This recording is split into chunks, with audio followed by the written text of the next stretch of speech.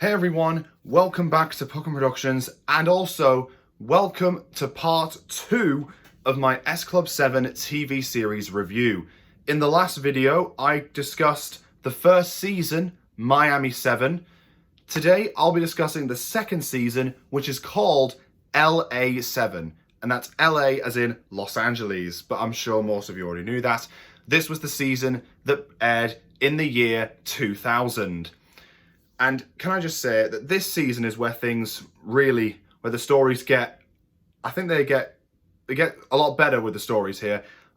The stories here, they're just as good, if not better, than the last season. I'll get into why in just a minute, but I'll just go into the overall story of LA7.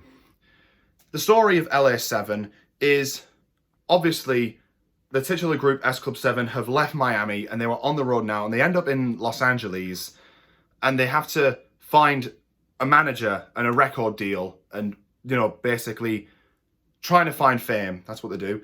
And they eventually find themselves somewhere to live after a woman called Joni bumps into Bradley, like literally bumps into him while she's on her roller skates. And so, feeling guilty about the whole thing, she offers them a place to stay and essentially becomes their landlady. And I've got a bit of a fun fact for all of you out there. Joni is played by Linda Blair, who some of you may know. You may recognize the name because she was best known for her role in the 1973 horror classic The Exorcist. And to be honest, if you were aware of that movie and Linda Blair's role in it, then I don't think you would have been able to recognize Linda Blair just from seeing her, because obviously that movie came out, was it 27 years before LA7 premiered. So, but yeah, Joni, she's essentially become the new mentor-like character after Howard and Marvin from Miami 7. And she is a lot nicer than Marvin and Howard. Well, Marvin was nice, Howard wasn't. But Joni is really nice. She's a lot nicer. She is essentially the landlord. So, she does want to help the group get famous, but they also need to pay her the rent for the apartments and all that sort of stuff. And she does actually help them find a manager, and they eventually get a gig working at a local cafe, which becomes their main hangout space for the season. Just like the last season, there are 13 episodes, each 23 to 25 minutes in length, and obviously, all of the S Club 7 are back. You probably all know who they are, because I talked about them in the last video. And if you did miss that video, then please do go back and check it out. Not much has changed with the S Club 7 members. Not much has changed at all. Some appearances have changed a little bit. Like Bradley is starting to get a bit more. Starting to get a bit more hair. I think he's getting a bit more hair because he had a bit of a buzz cut going on in. Well, not really a buzz cut, but he had very, very short hair in Miami 7, but he's getting a bit more hair now. And Hannah's outfits have changed a bit. She now starts wearing like headscarves and such. I think she might have started wearing headscarves in Back to the 50s from Miami. So, and also I just want to point out a little mistake I made in the last video. The episode that I talked about that was my least favorite, episode 3, it was called The Blue Chevy, and I think I called it The Chevy Chase in the last video, so I apologize for that. I guess if I couldn't remember the title, it just shows that it was my least favorite because I couldn't even remember the title. So again, 13 episodes, and the first two episodes, they're kind of like I guess you could say a story arc in a way, because it shows the group on the road and they make 2 pit stops they get up to 2 adventures on the road. The first one is where they go into try to go through the woods to get to LA, but their car ends up breaking down. And apparently it was supposed to be a parody of another horror film called The Blair Witch Project.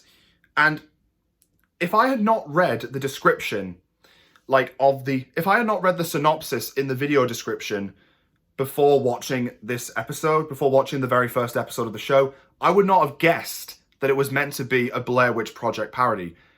I would not have No one at all.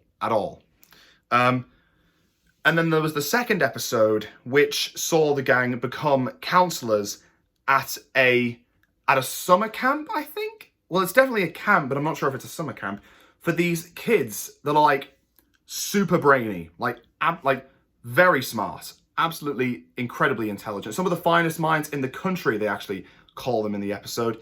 And it was only in episode 3 that they actually get to LA, and then the rest of the season is them, you know, on the journey to becoming famous. So, and of course we do get some new songs. The songs we hear in this season come from their second album, which is called Seven. Let me see if I can think of some good examples. One example is a song they perform, the first song they perform in the cafe, which is Natural, which is called Natural, and it's one of their singles. And obviously it's a very good one. Other great songs include the likes of Spiritual Love, Bring the House Down. That is very cool. That is very good. What else is there? Love Train was a pretty good one. And of course, Reach. I think it's the S Club song pretty much everybody in the world knows, Reach. Well, you might know it better as Reach for the Stars. You might call it that, but Reach is its real name. And just like how Bring It All Back was the theme for Miami 7, LA7 uses Reach as its theme. They play it during the opening credits of each episode, and they have also used it in an episode. So they just use.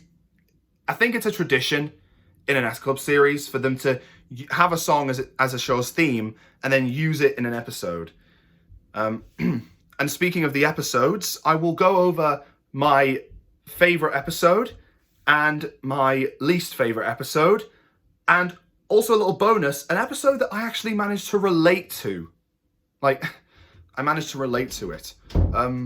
The first episode is the one that is going to be my favorite. Episode 8, Mr. Muscle, which is where John gets into a bit of a dispute with a muscle-bound man over a spot that he and Rachel picked to go sunbathing, and eventually the two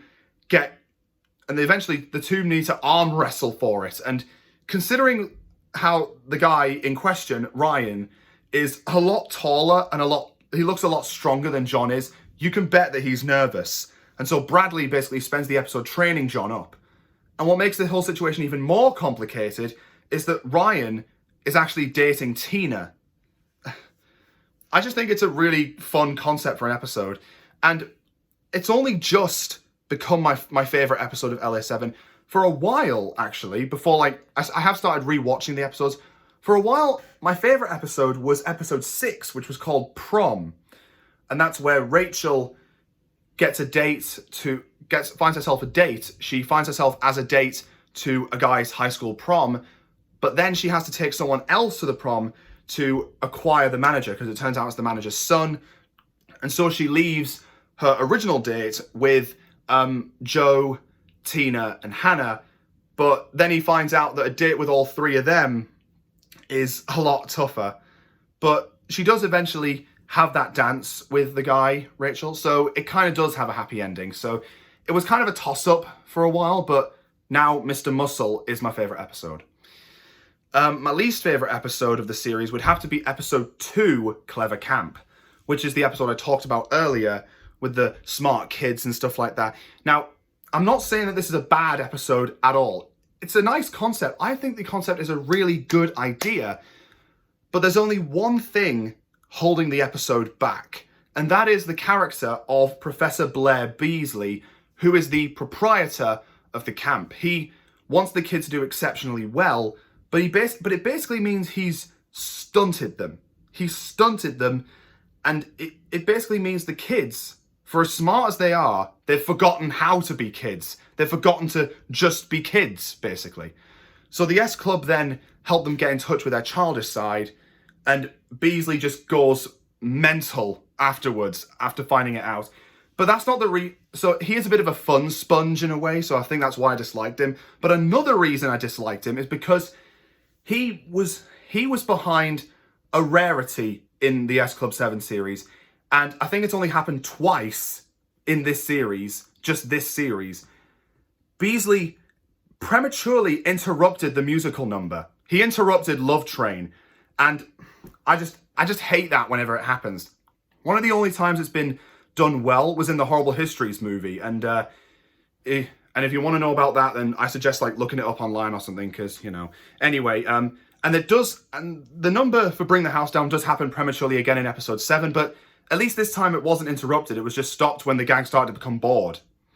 But honestly, that episode, Clever Camp, I honestly suggest skipping it. I just suggest skipping it. But if you are thinking of checking out the full series and you are going to check out that episode, then by all means. And the episode I ended up relating to was episode 10, which is called Game Boy. And it essentially is about Bradley becoming addicted to a video game. And being a gamer myself, I can understand becoming fixated on a video game, but I don't think I would stoop to the levels that Bradley does. But yeah, I just found, so that episode, Game Boy, I found myself relating to it because I am a gamer myself, but I don't think I would stoop to the levels that Bradley did.